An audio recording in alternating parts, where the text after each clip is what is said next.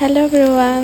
তো আজকে মানে রাইতে রান্তাইছি, তো ভাবলাম মানে মনে পড়লো যে মেলা দিন ধরে রান্নার ভিডিও বানাই না, তো ভাবলাম যে বানাই। আর এমরা দেখুন মানে কি আমার ফাদার ইন লর নিকা বানাই যাচ্ছি, কারণ মিঠা কুমড় খায় না, মিঠা লাউ। তো আমরা তিনজনেই খাই, কিন্তু আমার শ্বশুর আব্বাই খায় না, তো তার নাকি এক্সট্রা করে মানে নিরামিষই বানাইতেছি। আর জানো নি ঈদ গেল, তো আর কি আর কোনো নতুন করে মানে তো মানে ভালো লাগে না।